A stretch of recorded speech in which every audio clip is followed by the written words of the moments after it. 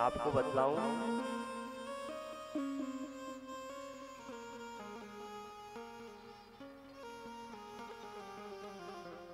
सुदामा जी की एक पत्नी थी जिसका नाम था सुशीला। महाराज विदग्ध ब्राह्मण थे।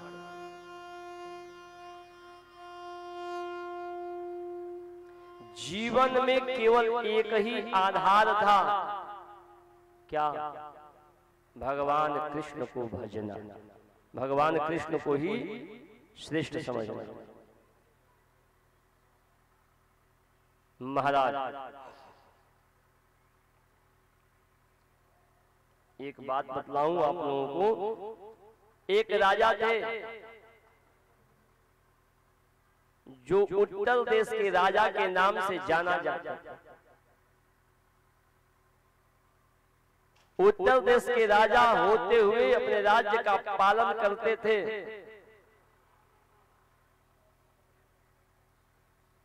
एक दिन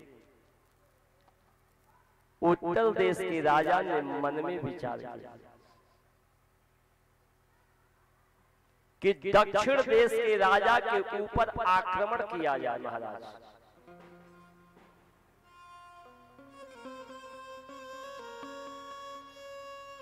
इधर इसी बीच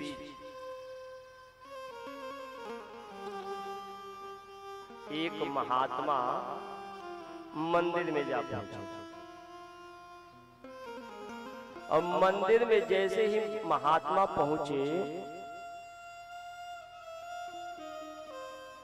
उसी क्षण जो है किसी व्यक्ति का पैसा मंदिर में गिरा और महात्मा इधर उधर चारों तरफ देखे कि कोई देख नहीं न रहा है। अब महाराज तुरंत झुक करके उस पैसे को उठाए और अपने जटा में खस दिया। एक व्यक्ति दूर से देख रहा था कि महात्मा होते हुए भी उस पैसे को उठा करके और अपनी जटा में खस लिए। उनको उठा करके पूछना चाहिए था कि ये पैसा किसका है। महात्मा का यही धर्म होता है। पर महात्मा ने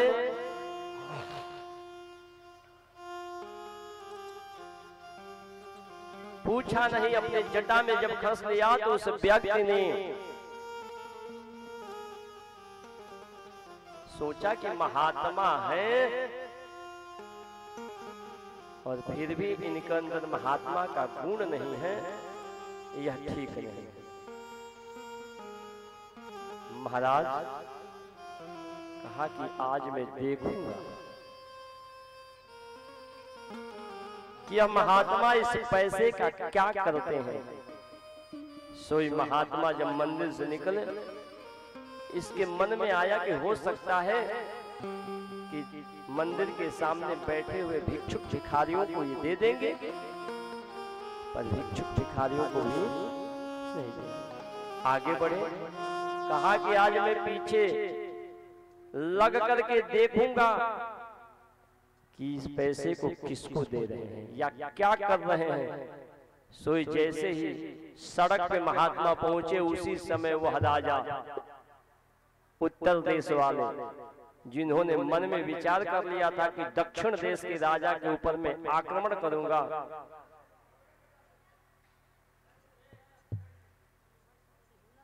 आक्रमण करने के लिए अपने सैनिकों के साथ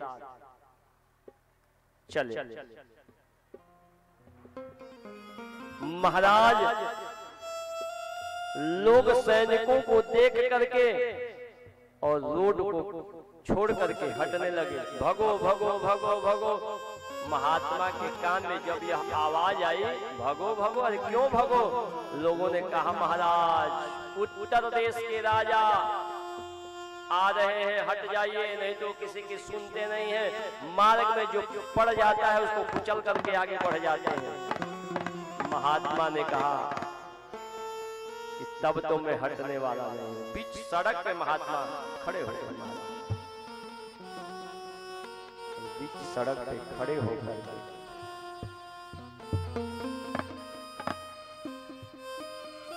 और इंतजार करने लगे राजा का। तब तक राजा अपने दल बल के साथ जो है आ पहुंचा। रोका, रुक जाओ, महात्मा है। और रथ से उतर करके राजा जो है महात्मा के पास जा पहुंचे और जाकर के प्रणाम करते हुए कहा, महाराज आप महात्मा हैं, आप संत हैं, आप मेरे मार्ग में अवरोध बन करके क्यों खड़े हैं, आप हट जाइए। महात्मा ने पूछा कि राजन पहले यह तो बतलाओ कि तुम जा कहां रहे हो, मैं हट जाऊंगा। राजा ने कहा कि महाराज मैं दक्षिण देश के राज्य के ऊपर आक्रमण करने के लिए जा रहा हूं। महात्मा ने पूछा कि आखिरकार दक्षिण देश के राजा के ऊपर क्यों आक्रमण करना चाह रहे हैं। उत्तर देश के राजा ने कहा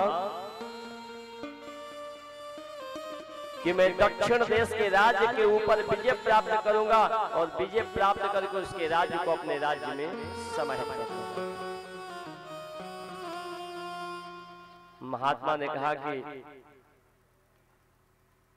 विचार तो उत्तम है तुम्हारा,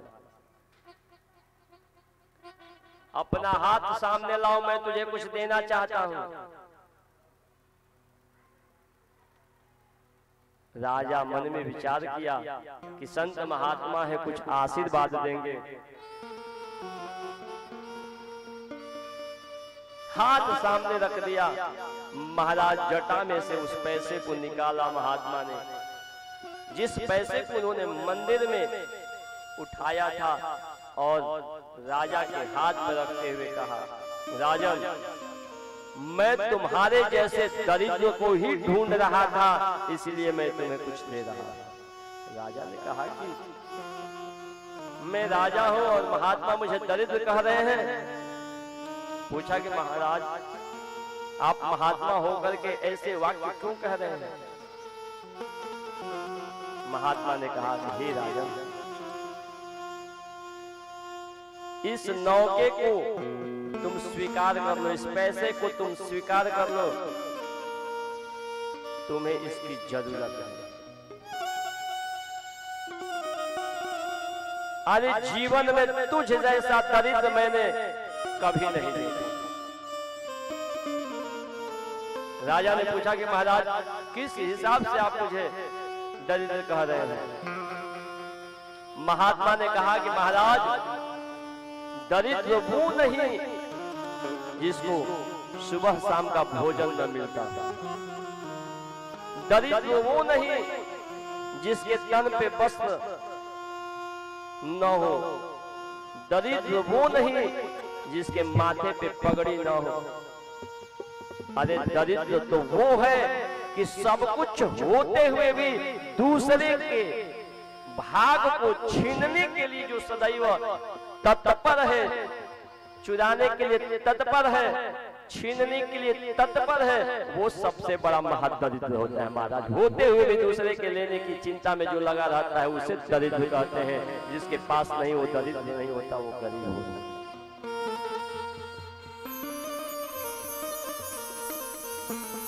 इसी प्रकार से हमारे सुदामा जी के पास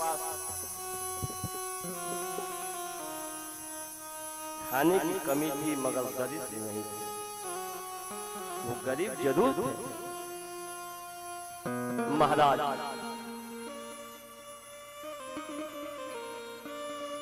सुदामा जी अपने परिवार को चलाने के लिए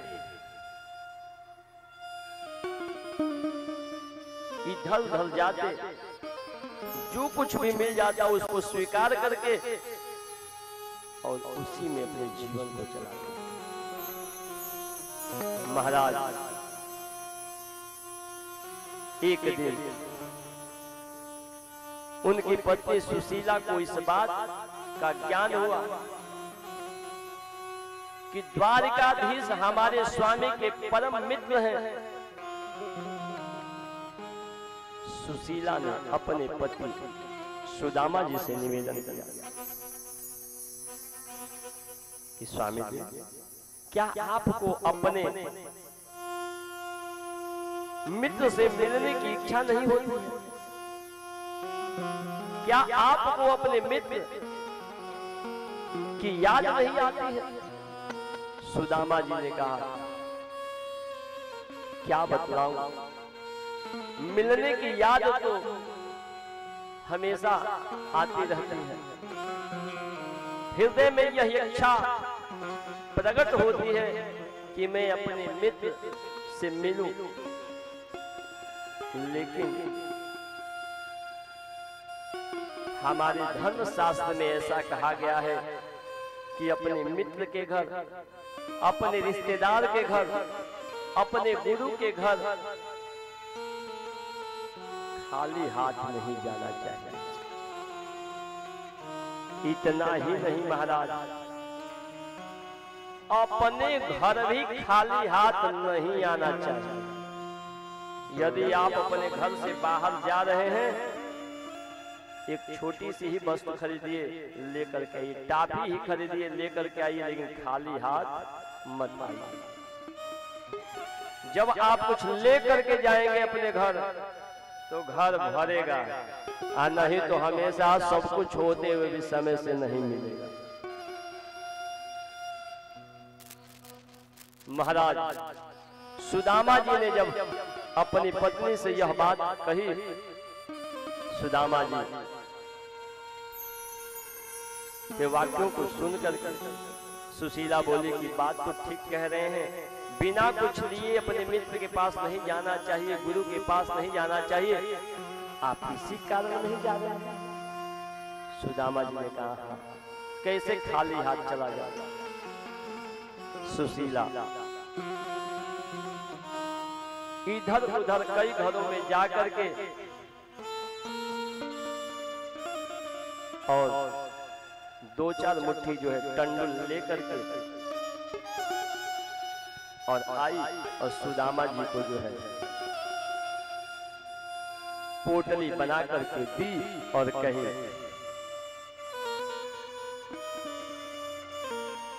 जाइए आप अपने मित्र से मिल करके आइए। महाराज सुदामा जी उस पोटली को लेकर के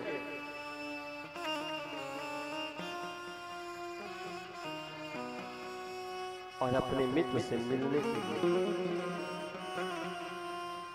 जब चलने को तैयार हुए, सुदामा से उनकी पत्नी सुशीला ने कहा कि महाराज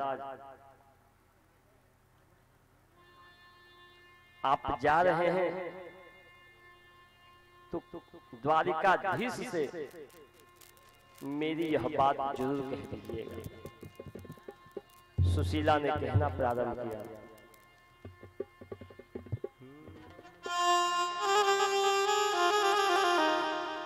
एक मास दोई पाख में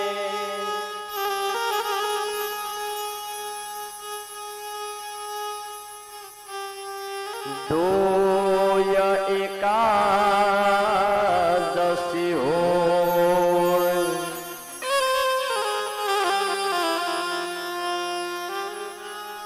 हे स्वामी जी, आप कहिएगा कि एक महीने में 2 पख होते हैं और दोनों पख में एक एकादशी व्रत होता है, यानी एक महीने में 2 एकादशी व्रत होता है। एक मास दोई पाख में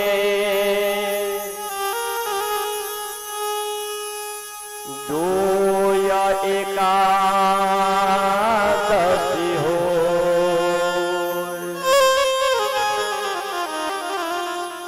सो प्रभु दीन दयाल ने नित प्रतिदिन इन्हीं 2 लाइनों में सुशीला ने भगवान कृष्ण को सारी बात बतलाने के लिए कह दी कि 1 महीने में 2 पक्ष होते हैं और दोनों में एक एकादशी होता है, महीने में 2 एकादशी होती है। लेकिन हे प्रभु, सो प्रभु दीन दयाल ने, हे दीनदयाल प्रभु, आपकी कृपा से नित्य प्रतिदिन ही मोए मेरे घर तो रोज एकादशी ही बनता है। क्यों? क्योंकि अन्न ही नहीं है कि हम लोग खाएं, तो मान लेते हैं कि उपवास करते हैं। महाराज इस बात को सुनकर और सुदामा जी कहते हुए कि हाँ मैं कह दूंगा, और चलते हैं। चलते चलते सुदामा जी जब बहुत दूर गए, उनको लगा कि मैं थक गया, तो भगवान को याद करते हुए कहने लगे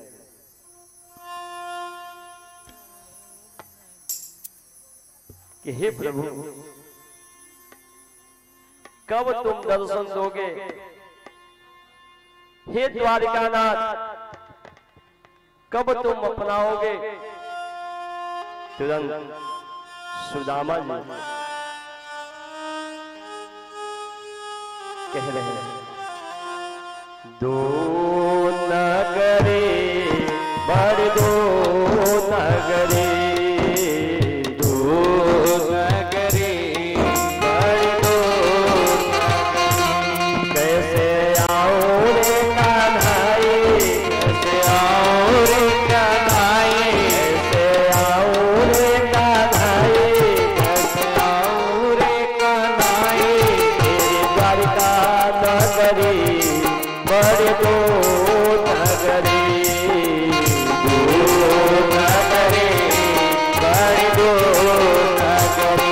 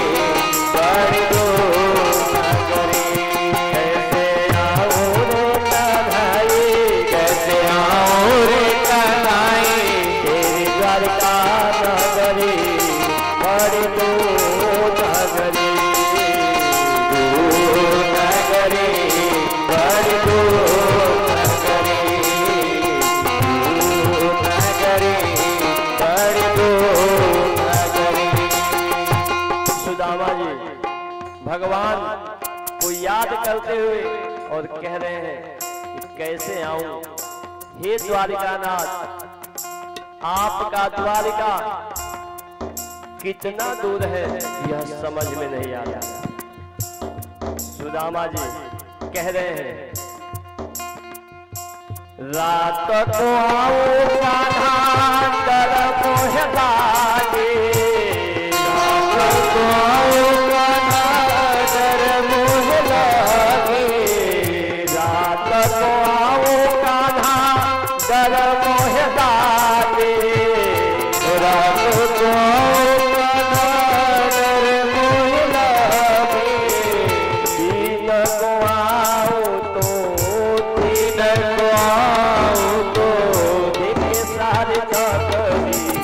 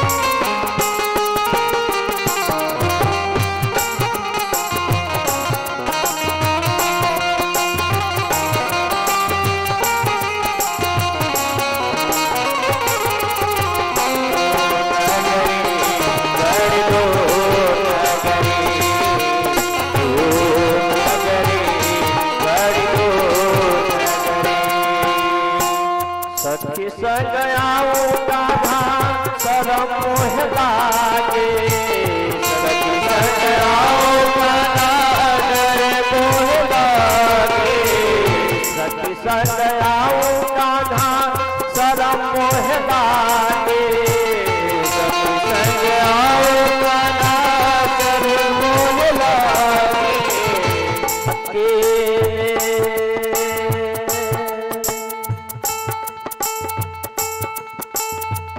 अकेले आऊं तो हे प्रभु, यदि मैं अकेले आऊं तो मुझे सारी बाधाएं हमें सतावे। सखी संग आओ कान्हा शरम मोह लागे, सखी संग आओ कान्हा शरम मोह लागे। अकेले जो आओ तो, अकेले जो आओ तो भूलू नगरी बड़े दो नगरी, दो नगरी बड़े दो नगरी।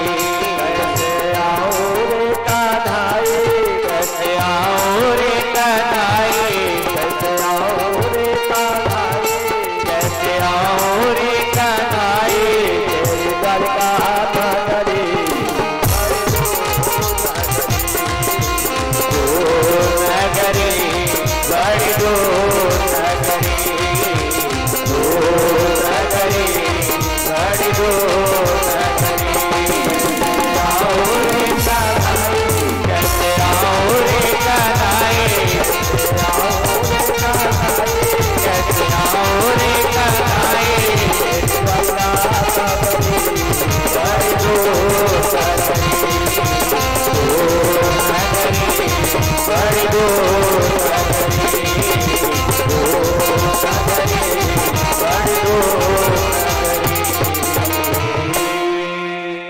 महाराज सुदामा जी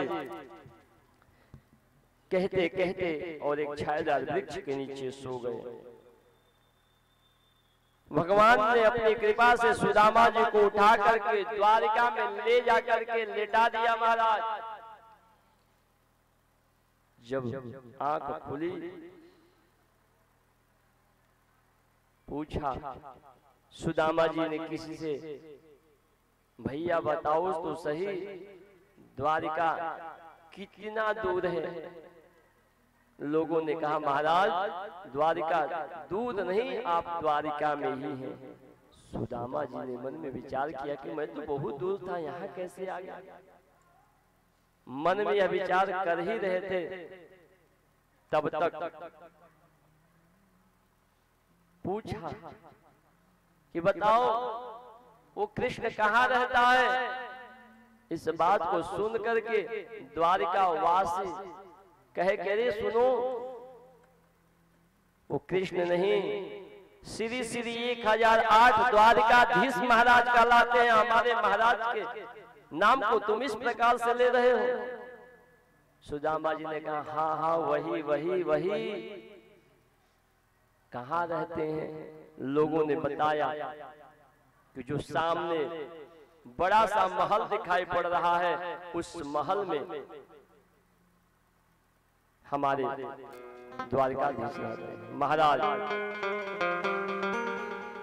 सुदामा जी महल तक पहुंचे और जाकर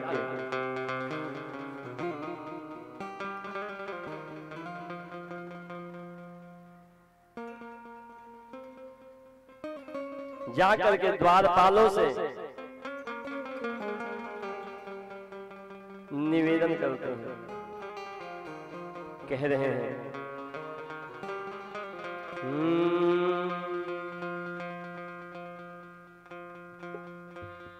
कि ऐ द्वारपालों, मैं बहुत दूर से आया हूं और मेरी एक अर्जी भगवान के पास जाकर के पहुंचा जाकर के, और मेरी अर्जी द्वारिकाधीश के पास रख दो। द्वारपाल सुदामा जी के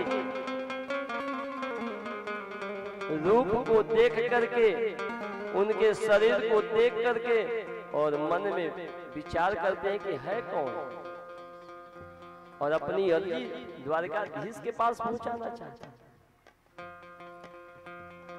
तुरंत जो है सुदामा जी कह रहे हैं, अरे द्वारपालो कन्हैया से कह दो,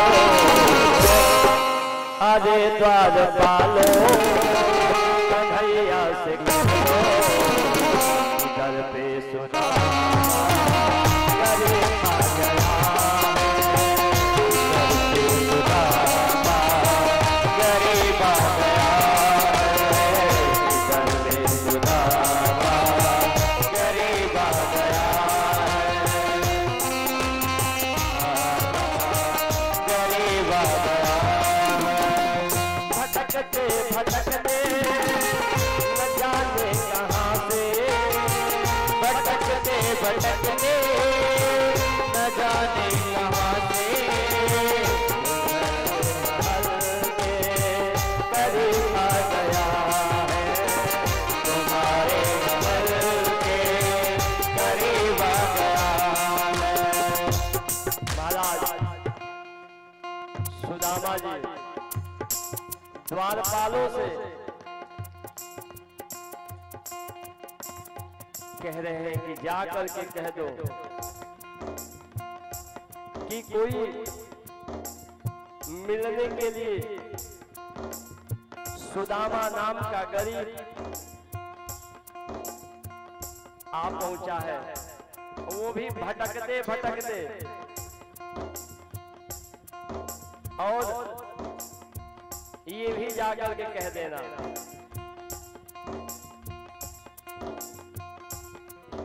कि ऐ द्वारपालों, जो मिलने के लिए आए हैं ना, उन्होंने यह अर्जी कही है, अपने महाराज से यह बात जरूर कहना। न सर पे है पगड़ी, न तन पे है जामा, बता दो कन्हैया से नाम है सुदामा, हो बता दो कन्हैया से नाम है सुदामा, हो बता दो कन्हैया से नाम है सुदामा। महाराज जाकर के अभी बात बता देना, न तो सर पे पगड़ी है, न तन पे जामा है, लेकिन ऐ द्वारपालों कन्हैया से यह बात जरूर कह देना, जिसने भी यह अर्जी लगाई है उसका नाम सुदामा है। न सर पे है पगड़ी, न तन पे है जामा, बता दो कन्हैया से नाम है सुदामा, हो बता दो कन्हैया से नाम है सुदामा, हो बता दो कन्हैया से नाम है सुदामा। इस बात को सुन करके द्वारपाल जो है भगवान के पास अर्जी लेकर के और जा रहा है, और जा करके भगवान के सामने निवेदन करते हुए और भगवान के सन्मुख खड़ा होकर द्वारपाल कह रहा है, शीश पगा न झका तन पे प्रभु जाने को आही बसो के ही ग्रामा, शीश पगा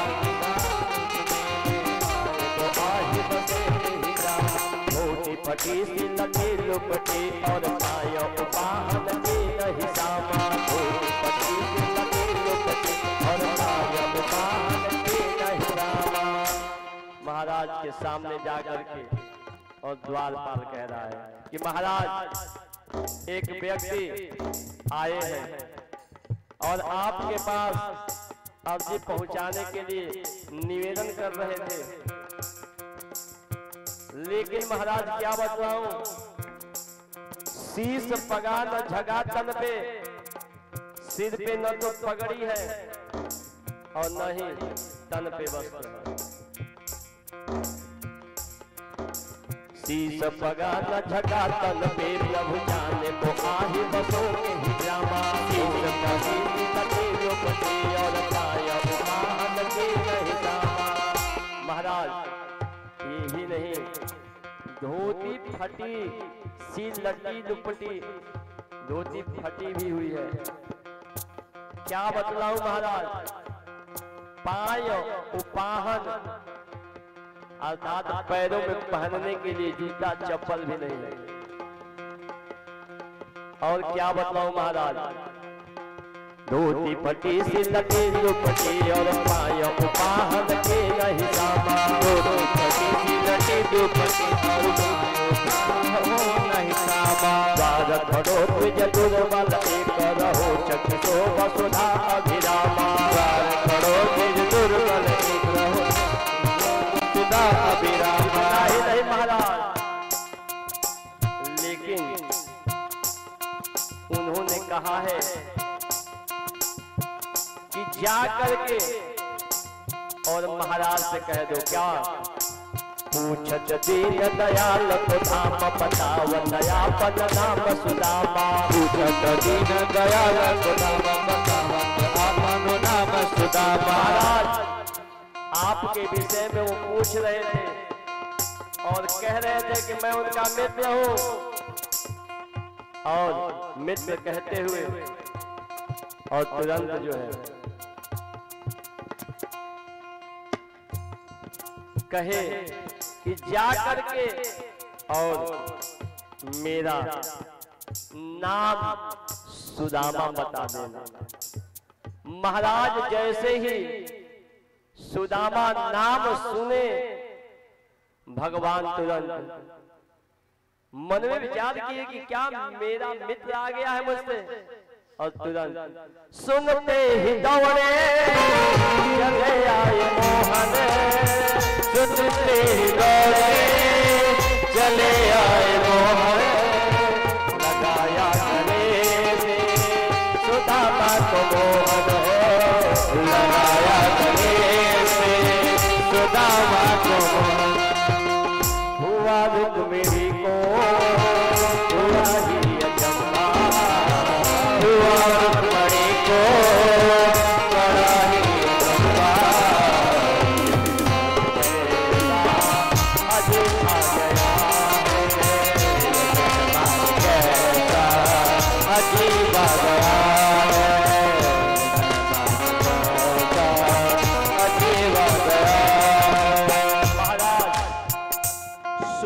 भगवान दौड़े और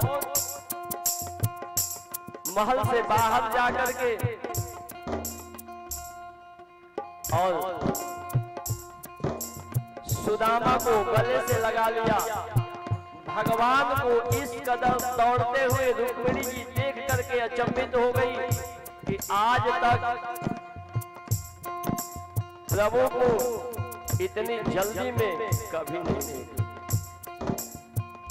कौन ऐसा व्यक्ति आ गया है जिससे मिलने के लिए कातुर होकर के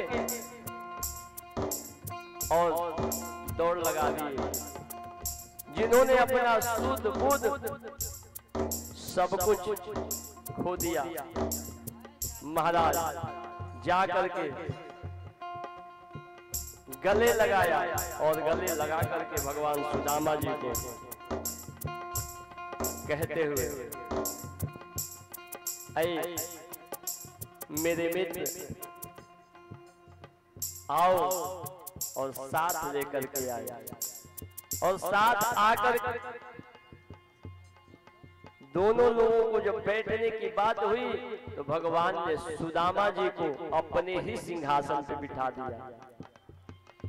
बराबर में सुदामा जी को, यानी जो स्थान उनका था वो स्थान देकर के उनको सम कर दिया, बराबर कर दिया कि तुम्हारा स्थान यही है। सुदामा जी को बिठा करके और भगवान चरणों में बैठ गए, और चरणों में बैठ करके और सुदामा जी की तरफ देखते हुए मन में विचार करते हैं कि हमारा यह मित्र मेरे लिए क्या नहीं किया, और दुखी भाव होकर देखी सुदामा की दीन दशा, करुणा करके करुणा निधि रोए। देखी सुदामा की दीन दशा, करुणा करके करुणा निधि रोए। देखी सुदामा की दीन दशा, करुणा करके करुणा निधि रोए। देखी सुदामा की दीन दशा, करुणा करके करुणा निधि रोए। पानी परात को हाथ छुओ नहीं, नैनन के जल सो पग धोए। पानी परात को हाथ छुओ नहीं, नैनन के जल सो पग धोए। महाराज देखी सुदामा की दीन दशा,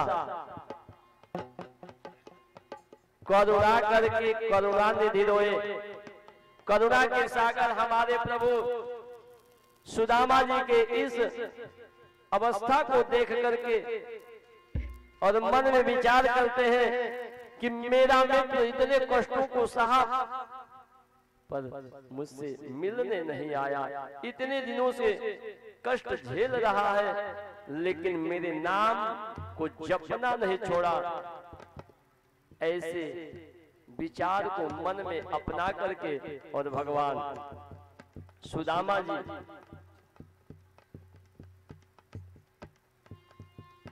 के चरणों पे इस प्रकार से अश्रुपात किया कि पानी परात को हाथ छुओ नहीं, नैनन के जल सो पग धोयो। पानी परात को हाथ छुओ नहीं, नैनन के जल सो पग धोयो। महाराज पानी पैर धोने के लिए परात में आया था, वो धरा का धरा ही रह गया, और हमारे प्रभु अपने अश्रुओं से ही सुदामा जी के पैरों का पाद प्रक्षालन कर दिया महाराज।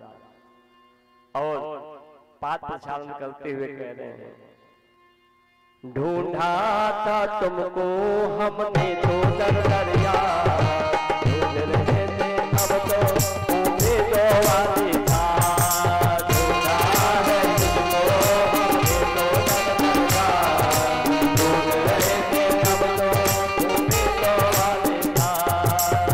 जरा ये बताओ अब तक हे तुम कहाँ, जरा ये बताओ अब तक तुम कहाँ, मिले तुम यार कन्हैया, कृष्ण कन्हैया मिला है हमको सारा जहां। मिले तुम यार कन्हैया, मिला है हमको सारा जहां। मिले तुम कृष्ण कन्हैया, मिला है हमको सारा जहां। मिले तुम यार कन्हैया, मिला है हमको सारा जहां। महाराज अब आप मिल गए, अरे कहाँ नहीं हमने ढूंढा, तुम मेरे मित्र कहाँ थे। एक दूसरे को याद करके और आनंदित हो रहे हैं। भगवान सुदामा जी को लेकर के अंतःपुर में गए। अंतःपुर में जब पहुंचे, कुशल मंगल पूछते पूछते कहे कि बहुत दूर से आ रहे हो, थक गए होगे, लाओ मैं तुम्हारे पैरों को दबा दूं। भगवान पैरों को दबा रहे हैं। उसके बाद धीरे धीरे पूछ रहे हैं कि क्या मित्र तुमने विवाह किया। सुदामा जी ने कहा हाँ मैंने तो विवाह किया। अरे तुमने विवाह किया, मुझे बुलाया नहीं। सुदामा जी कहे कैसे बुलाता, मैं तो तुम्हारे द्वारिका आने में ही इतने दिन लगा दिए, मैं तुमको कैसे बुलाता। भगवान ने कहा तो भाभी ने कुछ मेरे लिए दिया है क्या। अब सुदामा जी को लगा कि कहीं पोटली देख न ले, अपने हाथों को दबा रहे हैं।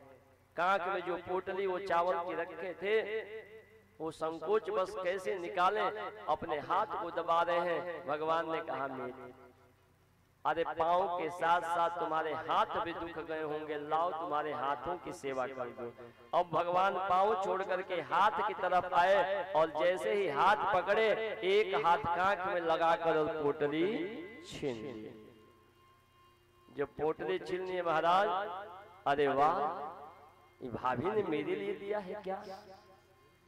अब सुदामा जी कुछ बोल नहीं रहे हैं। खोल करके भगवान ने देखा, टंडुल था। तुरंत जो है हाथ लगा करके और भगवान एक गिलास पा लिए। अरे वाह, इतना स्वादिष्ट।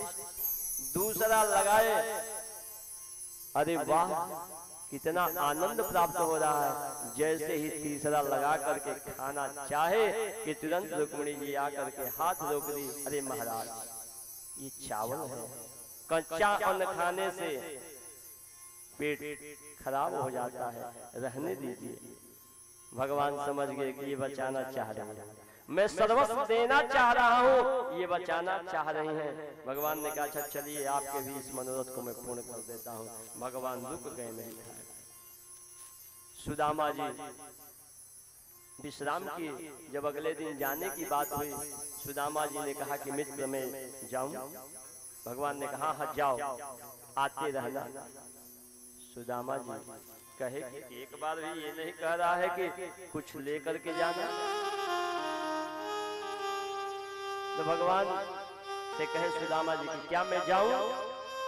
भगवान ने कहा जब जाने की इच्छा आपने बना ही ली है तो जाइए, मगर हमारी इन पत्नियों को आशीर्वाद दे दीजिए।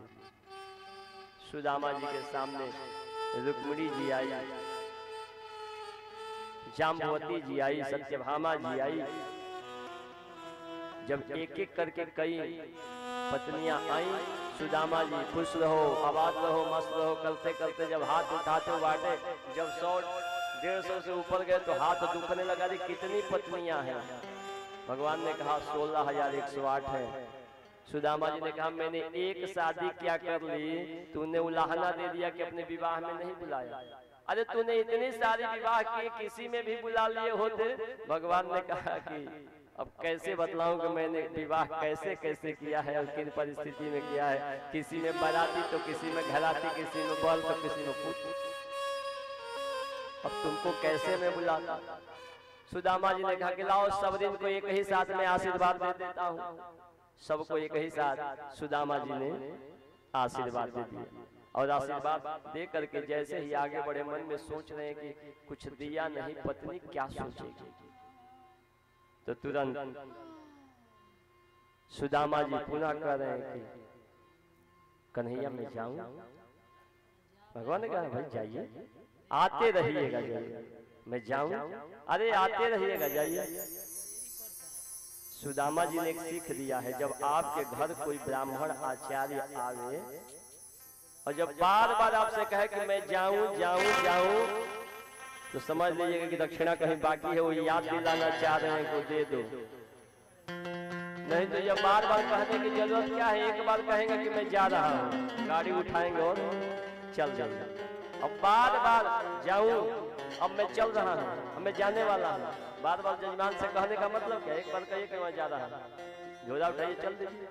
बार बार रिपीट करने का मतलब वो याद दिला रहे हैं कि तुम भूल रहे हो, मैं कैसे कहूँ जो बाकी है उसको तुरंत पूर्ण करो। तो इसको याद रखिएगा जब कोई ब्राह्मण आवे और ऐसा करे। सुदामा जी रास्ते में सोचते हुए जा रहे हैं कि अब तक तो कुछ दिया नहीं। पत्नी पूछेगी कि द्वारिका नाथ जी ने क्या दिया है तो क्या जवाब दूंगा। सोचते सोचते जा रहे हैं, तब तक देखते हैं कि जो उनकी कुटिया थी वो महल बन करके तैयार है। कहे कि मैं भूलवश किसी दूसरे नगर में आ गया क्या? लोगों से पूछा क्या हमारे यहाँ कुटिया थी, कहाँ गई? लोगों ने कहा हमारा कौन सी कुटिया? पूरा वो नगर ही बदल चुका था। सुदामा जी कहे कि अरे कुटिया तो छोड़ो, उस कुटिया के अंदर मेरी एक सुशीला पत्नी थी, वो कहाँ गई? अब पूछे ही रहे थे, तब तक कटारी से सुशीला ने देखा कि सुदामा जी आ गए हैं, तो तुरंत दौड़कर नीचे आई। अरे मैं सुशीला, अरे तुम इस महल में? सुशीला ने कहा कि हमारे जो प्रभु हैं न, बहुत ही दयालु है। आप उधर गए कि इधर सब कुछ प्राप्त हो गया। भगवान कृष्ण को धन्यवाद देते हुए सुदामा जी आनंदित हो रहे हैं। लेकिन आप विचार करिएगा, भगवान कृष्ण ने सुदामा जी को क्यों दिया? क्योंकि सुदामा जी की ही कृपा से भगवान आनंद से हैं। यह बात भगवान कृष्ण ही जानते थे। जब गुरुकुल में पढ़ने के लिए दोनों लोग गए थे, उस समय की घटना है। एक ब्राह्मण और उनकी पत्नी दोनों लोग जो है खेतों में जैसे अन्न गिरता है तो बीन करके कुछ लोग अपना जीवन यापन पहले करते थे, अब तो सब लोग संपन्न हैं। तो चना बीन करके ब्राह्मण और ब्राह्मणी लाए थे और ला करके अपनी कुटिया में रखे थे कि कल सुबह इसको पाया जाएगा। महाराज उसी बीच रात्रि में कोई चोर आया और चुरा करके निकल लिया। जब चुरा करके निकल लिया, जा करके एक वृक्ष के नीचे बैठ गया। जब वृक्ष के नीचे बैठा कुछ समय बीता, प्रातः काल हुआ। ब्राह्मण लोग तो सुबह जल्दी उठते हैं, उठ करके और जब सोचा कि पोटली निकाल करके ले लूं, मार्ग में कहीं खाने की जरूरत पड़ेगी तो साथ में रहेगा तो काम आएगा। सोई पोटली नहीं मिली तो ब्राह्मण और ब्राह्मण पत्नी दोनों लोग कोसते हुए ये कहते हुए कि जिसने भी मेरी पोटली में रखा हुआ चना चुराया होगा वो खाएगा तो वो गरीब हो जाएगा।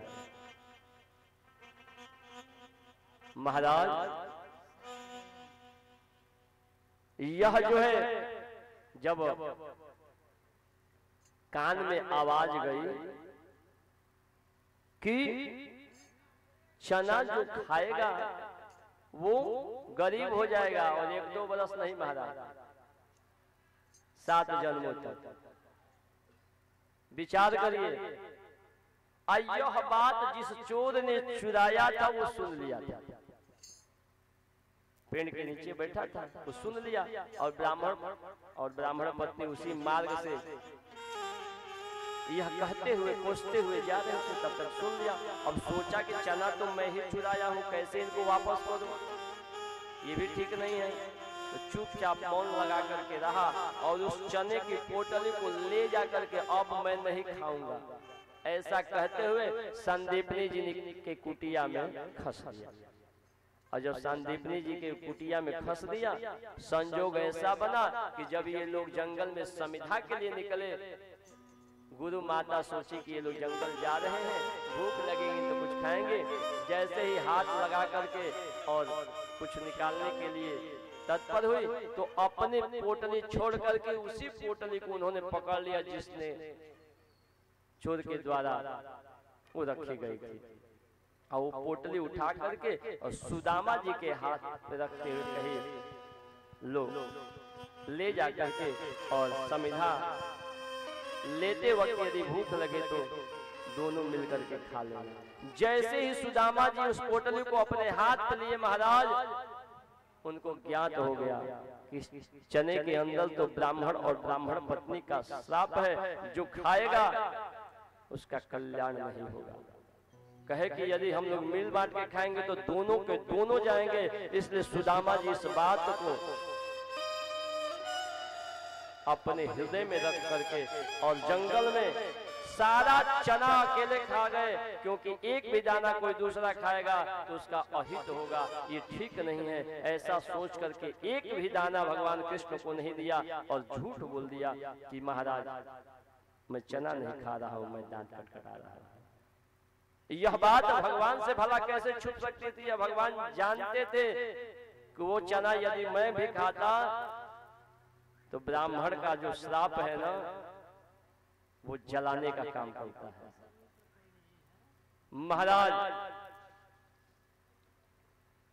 जो ब्राह्मण का श्राप उस चने में था और उस चने का प्रभाव था कि सुदामा जी को इतने दिनों तक दुख में जीवन व्यतीत करना पड़ा, लेकिन मित्र हो तो सुदामा जैसा। और हितात प्रतिषेधे च हिते चान प्रवर्तनम, यानी हमारे मित्र का कहीं अहित हो रहा है तो उसमें प्रतिषेध कर दे। और हितात प्रतिषेधे च हिते चान प्रवर्तनम, और जिधर हित हो, जिधर कल्याण हो, उधर मोड़ देवे। सुदामा जी ने यही किया कि हमारे मित्र का अहित न हो और स्वयं खा लिए। महाराज, मित्र इसे कहते हैं। भगवान कृष्ण और सुदामा की मित्रता के विषय में चिंतन करके ही मित्र बनाना चाहिए। आज की तरह फेसबुकिया मित्र की जरूरत नहीं है। मित्र 10 ही हो, 2 ही हो, 1 ही हो, लेकिन संबंध को निर्वाह करने वाले मित्र हो। ये नहीं कि मोबाइल में 2-4 हजार फेसबुक पे मित्र बने हैं और आवश्यकता पड़े तो कोई काम देने वाले नहीं। तो ऐसे मित्र की आवश्यकता नहीं है। बोले बांके बिहारी लाल की जय। आइए राजा परीक्षित मोक्ष की कथा सुने और उसके बाद राधा कृष्ण की होली 10 से 15-20 मिनट में सब हो जाएगा।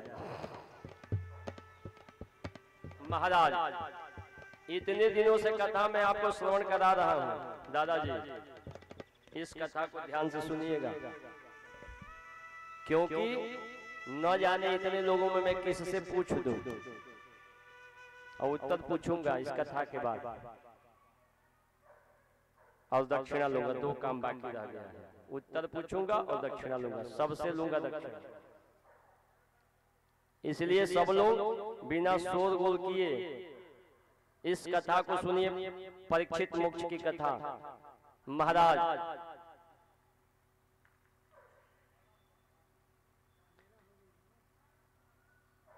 राजा परीक्षित ने सुखदेव स्वामी से प्रश्न किया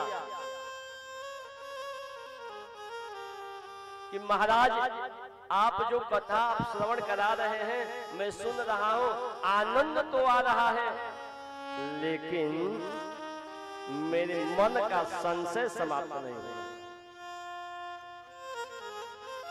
सुखदेव स्वामी ने कहा कि अच्छा, अभी भी इन कथाओं को सुनने के बाद संशय लगा ही है।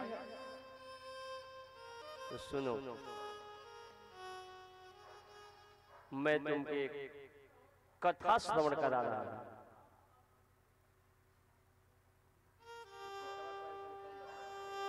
पिछवा तो बंद दीजिए, तो बात कम कर दो, बहुत डिस्टर्ब कर रहे हैं।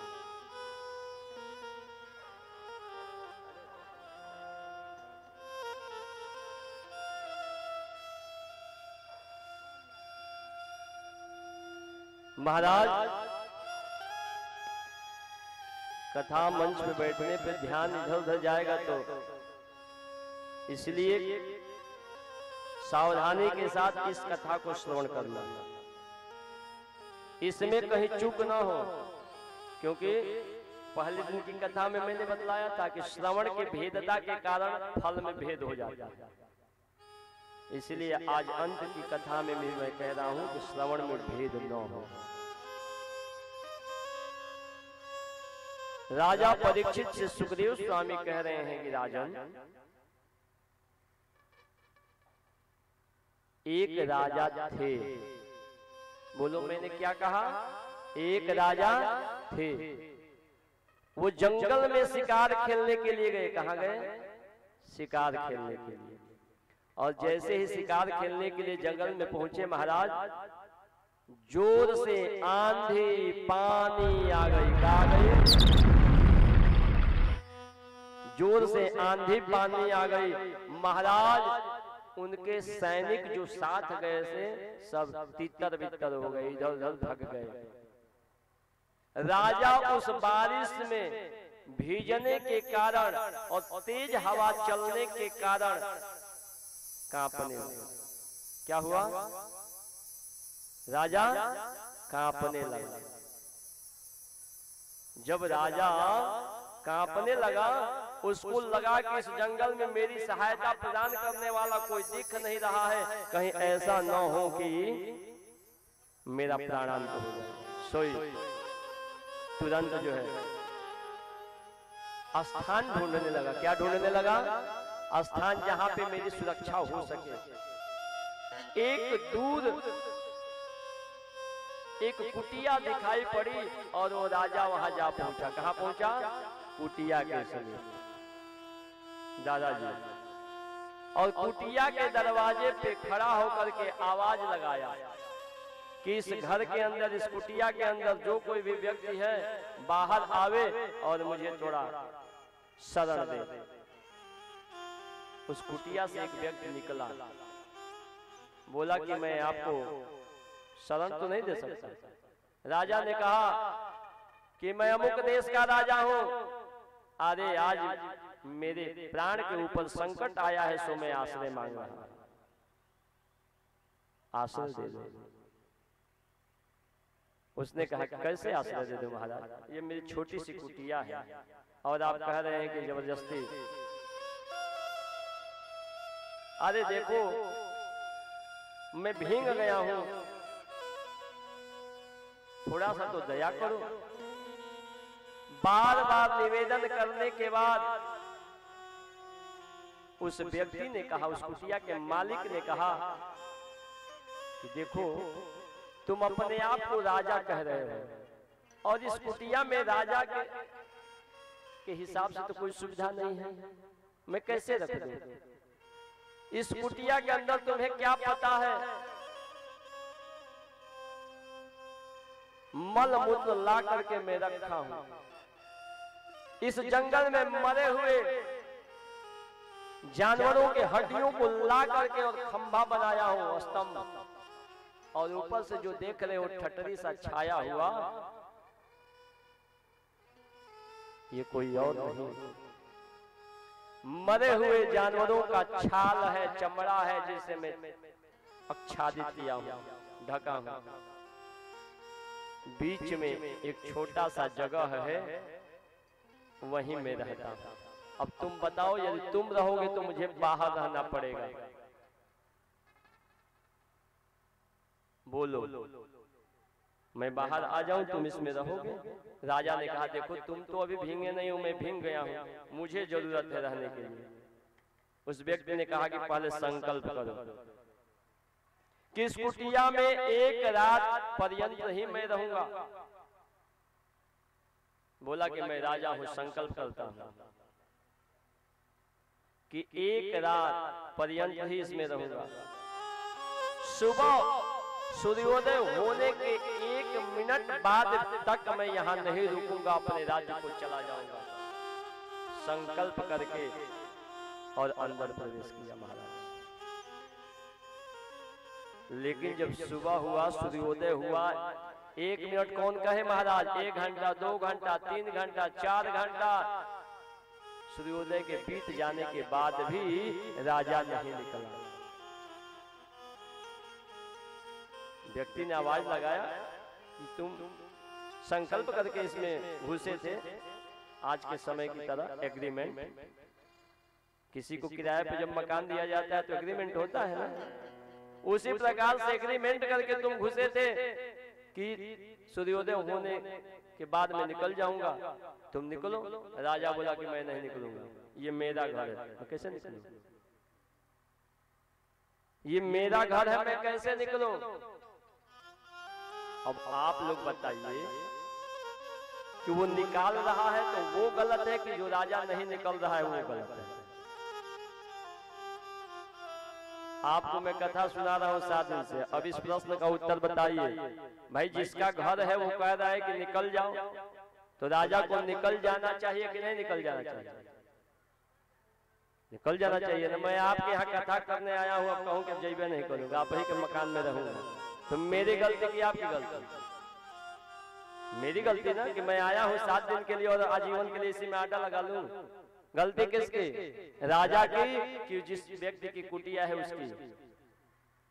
आवाज नहीं आ रहा, थोड़ा कम सुनते भी हैं। हाँ, राजा की गलती है ना, सब लोग मानते हैं कि राजा की गलती है। हाँ ना, जो लोग नहीं मानते वो हाथ उठाए।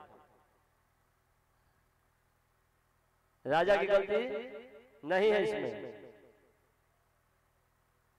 सब लोग यही कह रहे हैं कि राजा की गलती है। देखिए इसमें कम लोग हाथ उठा रहे हैं।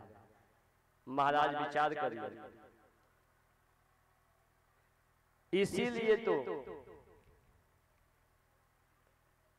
मैं भी आपसे यह कह रहा हूं कि राजा की ही गलती है।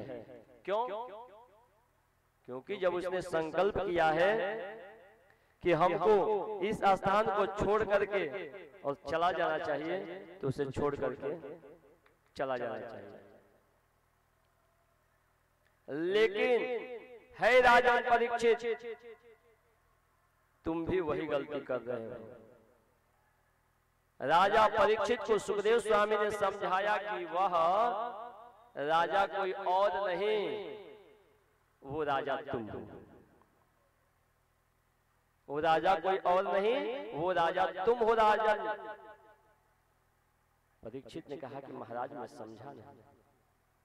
ऐ राजन, वो कुटिया कोई और नहीं, वो कुटिया तुम्हारा शरीर है, जिसमें एक बगल मल मूत्र इत्यादि रखा जाता है, हड्डियों से ये बना हुआ स्तंभ है और चमड़े से ये आच्छादित है, और थोड़ा सा जो यह जगह बचता है ना, उसी में प्राण बचता है।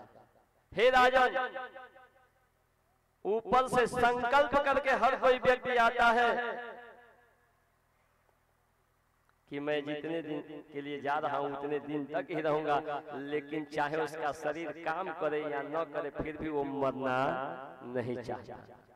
उसकी उम्र हो गई, वो संकल्प करके आया है कि इतने दिन तक ही मैं रहूंगा, फिर भी जाने का नाम नहीं लेता है, जबरदस्ती इसमें बसा रहना चाहता है। जो डरता है वो भी मरता है, और जो नहीं डरता है वो भी मरता है। तो फिर मरने से डरना क्या? जब भगवान हमको बुलाएंगे तो सहर्ष जो है उनके पास हम चले जाएंगे, लेकिन अपने जीवन में अच्छा कर्म करेंगे।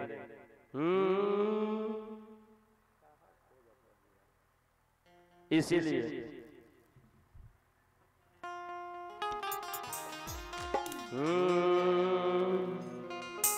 हो तन माटी मोल हो जाई है, हो तन माटी मोल हो जाई है, हो तन माटी मोल हो जाई है, हो तन माटी मोल हो जाई है।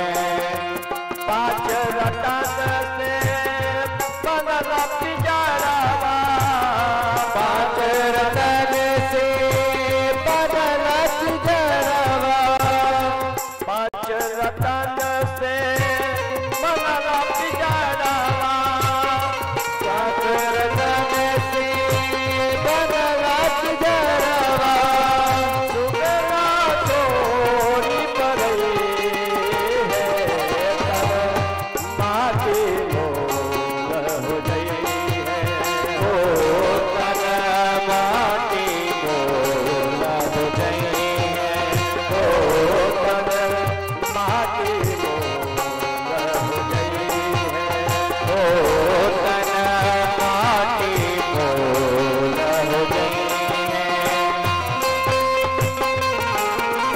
जय हो।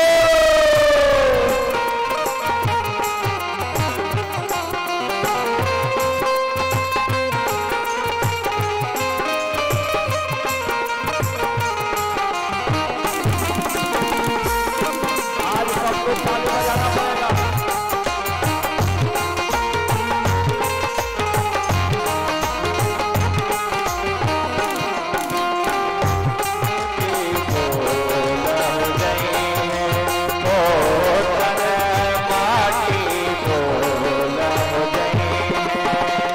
मातु पिता भागे पुत्र भाई, नाती संग जई है,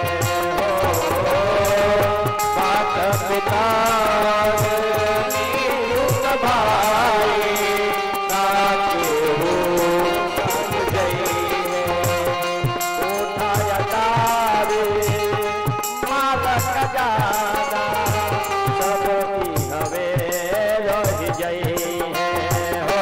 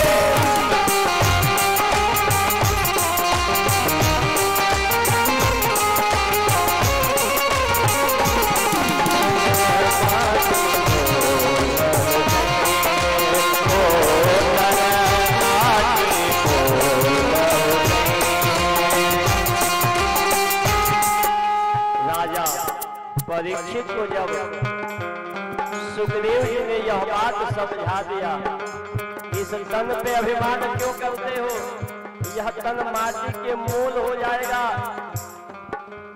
इसीलिए इस तन के ऊपर अभिमान करना छोड़ दो, भगवान के ऊपर विश्वास कर लो और सहर्ष अपने मौत को स्वीकार कर लो।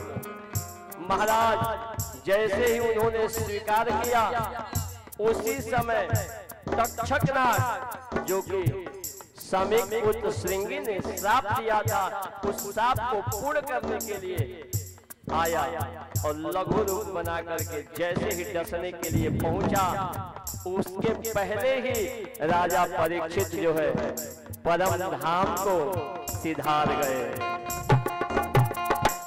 इसीलिए काया के जर चादर जो दाग लगेगा,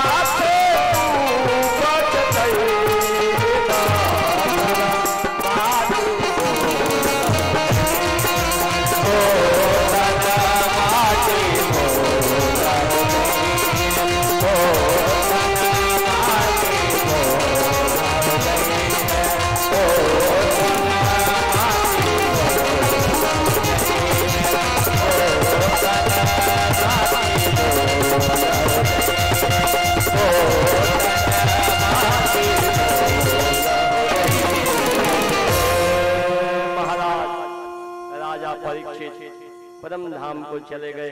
तक्षकनाग भी अपने कार्य को पूर्ण करने के लिए उनके शरीर में डंक मारे और इस प्रकार से राजा परीक्षित का मोक्ष हो गया। बोलिए भागवत भगवान की जय। अब हम लोग कथा को यहीं विश्राम करेंगे। इसके बाद उत्सव चल रहा है, फाल्गुन का महीना है, तो हम लोग भी उत्सव करेंगे। एक बात मैंने कहा था कि दक्षिणा मैं लूंगा, तो कौन कौन लोग हमें दक्षिणा देंगे?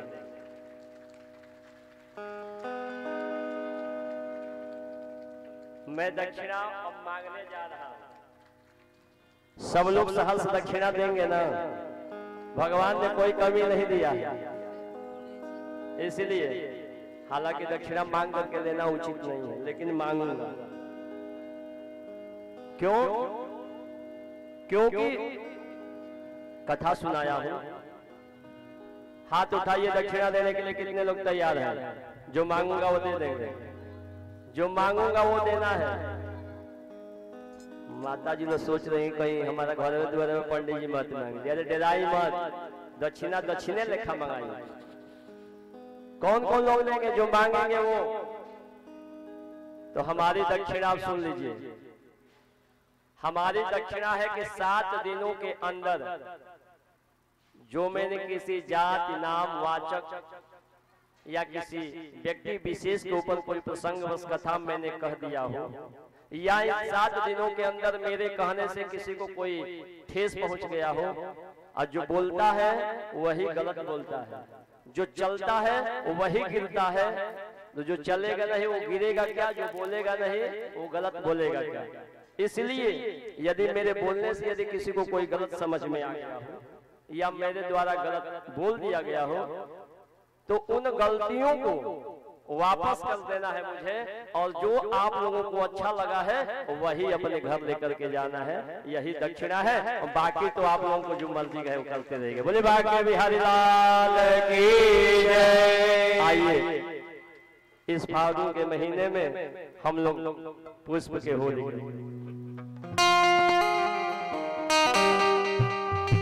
बड़े प्रेम के साथ सभी लोग अपने स्थान पे बैठे रहेंगे, कोई उठेगा नहीं, नहीं तो आनंद बिखर जाएगा।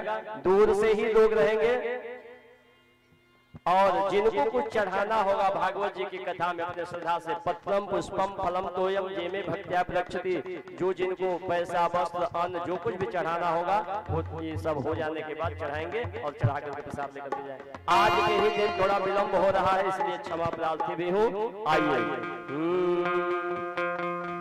हम लोग फाल्गुन के महीने में, और फाल्गुन के महीने में आपको मैं बतला दूं कि होली खेलेंगे, और भगवान कृष्ण और राधा जी जुगल सरकार यहाँ विराजमान है। उसके पहले मैं इस मंच के माध्यम से इस यज्ञ को श्रवण कर रहे हमारे जजमान जगदीश यादव जी को इस मंच के माध्यम से मैं आशीर्वाद देता हूँ, और उनकी पत्नी श्रीमती पानमती देवी, उनको मैं भी भगवान से प्रार्थना करता हूँ कि इन दोनों लोगों के लिए भगवान जो उत्तम से उत्तम व्यवस्था कर सके वो प्रदान करने की कृपा प्रदान करे, क्योंकि मेरे समर्थ में तो नहीं है, इसलिए मैं भगवान से निवेदन कर रहा हूँ, मेरे बस में कुछ नहीं है। इस परिवार के सदस्य देवनारायण यादव जी और भरत यादव जी और जय नारायण यादव जी, राज नारायण यादव जी जो वर्तमान में हैं, इन तीन लोगों को मैं इस मंच से भगवान से यह प्रार्थना करता हूं कि ऐसे ऐसे धर्म के कार्य करने के लिए भगवान इनके मन में सुविचार और सामर्थ्य प्रदान करते रहे। जो इनके दो भाई जो प्रभु के धाम पहले से ही विराजमान है, स्वर्गीय जय नारायण जी और राम नारायण जी, उनके लिए भी मैं भगवान से प्रार्थना करता हूं कि भगवान कृपा प्रदान करते रहें। इन्हीं परिवार के देव नारायण जी यादव जी की पत्नी श्रीमती राजकुमारी और श्रीमती अनिता देवी जी को भी इस मंच से मैं भगवान से यह कामना करता हूं कि भगवान की कृपा उनके ऊपर सदैव बनी रहे। और इन्हीं के परिवार के भरत यादव जी की पत्नी श्रीमती मानती देवी जी के लिए भी मैं भगवान से प्रार्थना करता हूं कि भगवान की कृपा बने। इन्हीं के परिवार में बुना देवी जी के लिए भी मैं भगवान से प्रार्थना करता हूं कि कृपा भगवान प्रदान करते रहे। मीरा देवी जी के लिए भी मैं प्रार्थना करता हूं कि भगवान की कृपा बने। गीता देवी और रेणु देवी के लिए भी मैं भगवान से प्रार्थना करता हूं। इन्हीं के परिवार में, परिवार बहुत बड़ा है और इतना बड़ा है कि हम लोगों को जन्मोत्सव के दिन और विवाह में बहुत धन इत्यादि भी दिए, आज भी देंगे, चिंता मत करिए। महाराज अखिलेश यादव जी, अमिता जी, राधा जी, आकांक्षा जी, अनसुई, अनुष्का और इन्हीं के परिवार में राजकुमार जी, प्रियंका, अजय कुमार जी, नीलम जी, नेहा जी और नाती माही, और इन्हीं के परिवार में राजू, राहुल, रोहित, रेखा, रूबी और आकृति, सत्य प्रकाश, मनीष, पूजा, नीतू, निशा। अब ये मत समझे कि मैं नाम ले रहा हूं, इस नाम का आप बोध करिए। मैंने पहले भी कहा कि नाम का बहुत बड़ा प्रभाव होता है। तो सत्य प्रकाश, मनीष, पूजा, निशा, ये सब नामों का अर्थ है। जिन नामों का अर्थ सात्विक निकलता है उसमें कल्याण ही होता है। महाराज इन्हीं के परिवार में मुकेश, अमित और अनु और अजित, आदित्य, और इन्हीं के परिवार में जो कि जगदीश यादव जी हैं, श्रीमती पानमती देवी हैं, इनके ही बेटी लोग भी हैं। अब केवल बेटों का नाम ले लिया, बेटी लोग आए होंगे तो कहेंगे पंडित जी तो हमारा नौवे नहीं देंगे। तो बेटी दामाद के भी नाव लिहल जरूरी बालो, छूट जाए तो गड़बड़ा जी का, आज छूट जाए तो बुरा ना माने कोई कहे कि हम सबका नाव कैसे जाना, तो बता दी छूटा तो हम बोल दे, ऐसे पहले ही मंच से कह देते, ऐसे कि एक जगह कहा तो नहीं जाना कि छोटी चुकी नाव छूट गई, आके हमारे से कह लगे महाराज हमारे नाव छोड़ देनी है, हम कहते लड्डू थोड़े बाटा तो नहीं है कला का कम पड़ गया, फिर से बोल देता नहीं माइक पर बोले के बा, बच्चन पे का दरिद्रता करेगा भाई, तो ऐसे क्षमा पहले ही मांग लेते। इन्हीं के परिवार में मीरा जी और जितेंद्र यादव, धर्मेंद्र यादव, सविता, अभय, मीना, लाल बाबू, लालू, रीना, बैज और पूजा, प्रिया और रिमझिम और जो काजू खैले बड़ा लोग एगो नाव होगा। ते परिवार के सभी सदस्य के हम भगवान से प्रार्थना करतानी कि भगवान की कृपा बना रहो, आज जेकर नाव छूट गई होगी ओकरो खातिर भगवान से प्रार्थना करतानी आई है ना ही।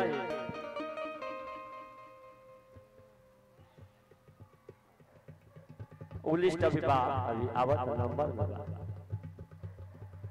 अभी एक बाप वो फूफुल वालों कैसे छूट गई,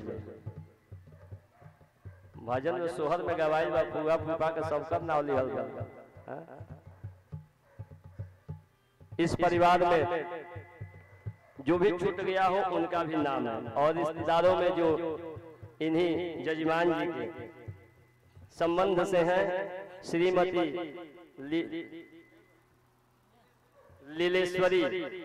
लीलेश्वरी और रमाशंकर जी, इन लोगों भी मैं भगवान से प्रार्थना करूंगा कि भगवान की कृपा बने।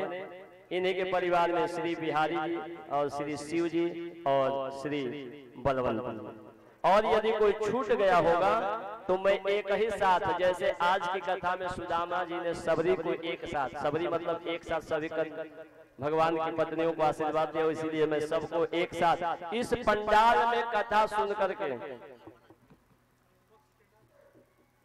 जो आनंदित हुए हैं उन लोगों को भी, और जो ध्वनि यंत्र के साथ जो उन्होंने कथा सुना है उनको भी,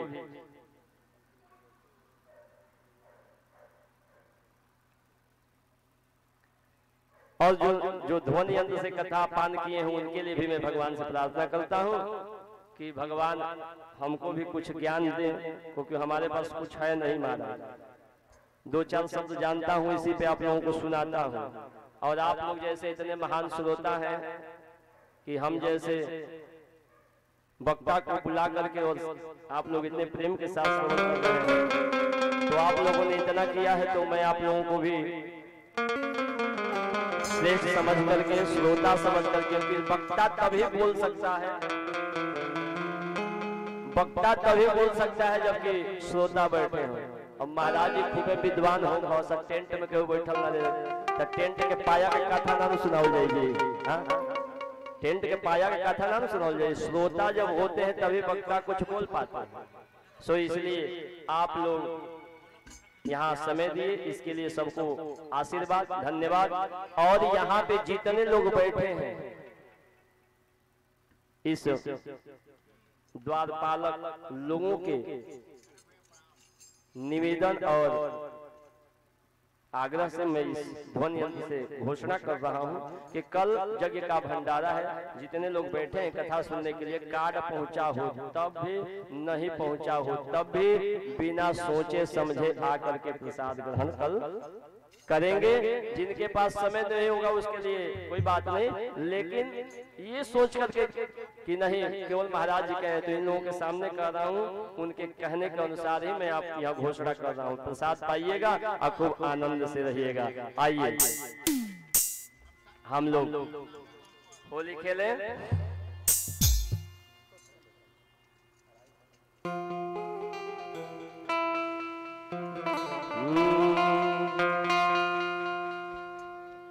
आज बीरज में होली रे रसिया, आज बीरज में होली रे रसिया, आज बीरज में होली रे रसिया, आज बीरज में होली रसिया, होली रे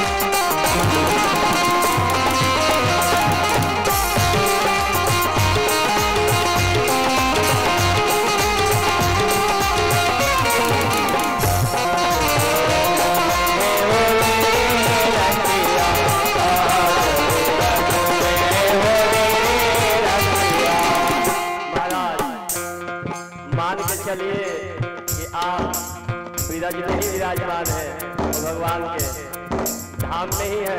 और यहाँ भगवान कृष्ण और राधा जी के साथ सखिया होली खेल रही है। आज बीरज होली रसिया,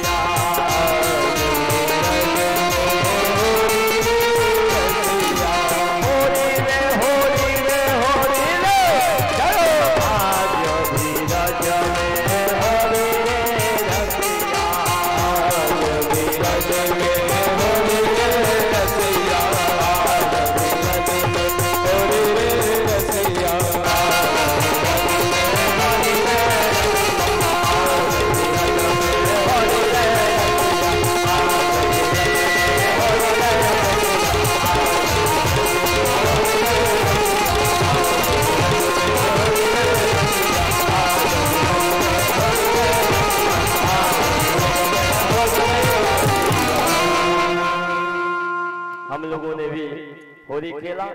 अब हम चाहेंगे कि सबको इस होली का लाभ प्रदान कर दिया जाए। पुष्पों की होली सब पे हमारे भगवान ही और राधा रानी जी और सखियां मिलकर के सभी लोगों के ऊपर इस पुष्पों की होली उठ करके इन्हीं पुष्पों से सबके ऊपर छिड़क करके शीतल कर दिया। आइए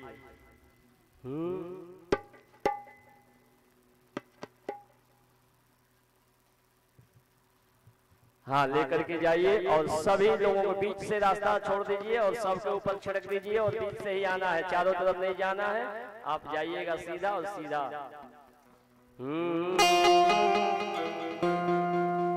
जमुना किनारो मोरा सावरे आ जाइए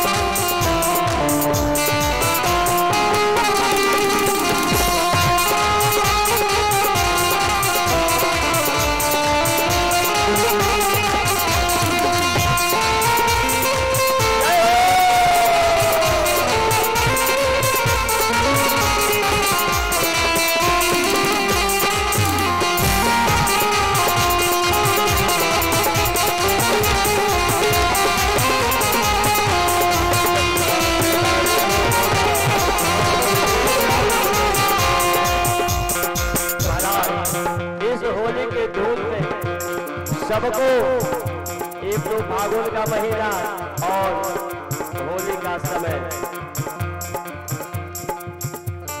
जो गाना मेरा गाँव न जाने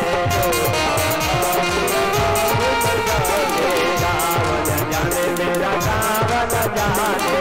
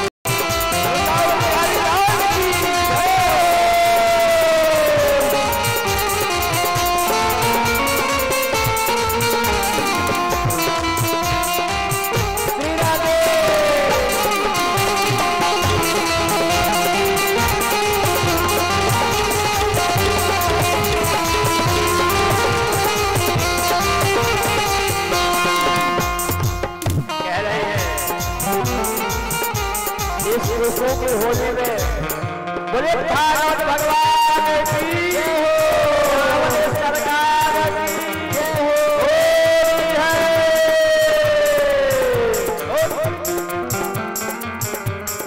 मैं महल की राजकुमारी महल की राजकुमारी महल की राजकुमारी महल की राजकुमारी राजकुमारी राजकुमारी राजकुमारी राजकुमारी राजकुमारी राजकुमारी राजकुमारी राजकुमारी मेरो बेखबा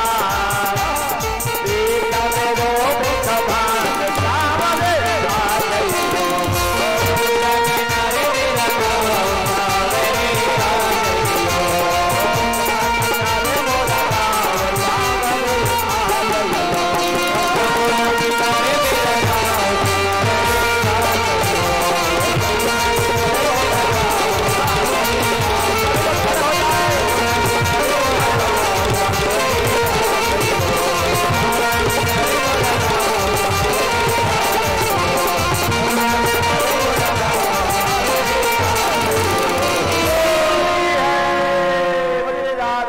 भगवान की जय। आइए आरती करें और प्रसाद ग्रहण करें।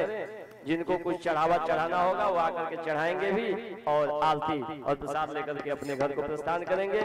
हमारे मुख से यदि कोई बात गलत कह दी गई हो तो पुनः इस मंच के माध्यम से, इस ध्वनि यंत्र के माध्यम से जहां तक बाड़ी पहुंच रही है सभी लोगों से मैं क्षमा याचना करते हुए और पुनः सुअवसर मिले कि मैं आप लोगों को पुनः कथा पान करा सकूं, इस आशय के साथ भगवान से प्रार्थना करते हुए और आरती करेंगे।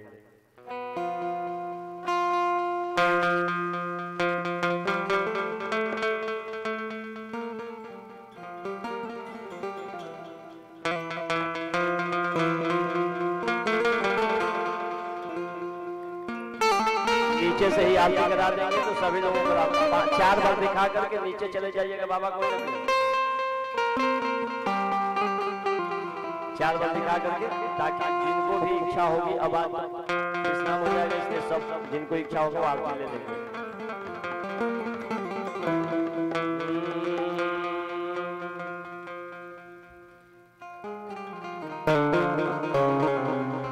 आइए।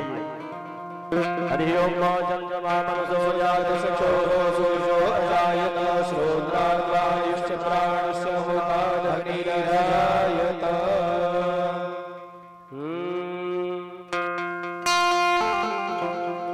मन में बसा कर तेरी मूर्ति उतारो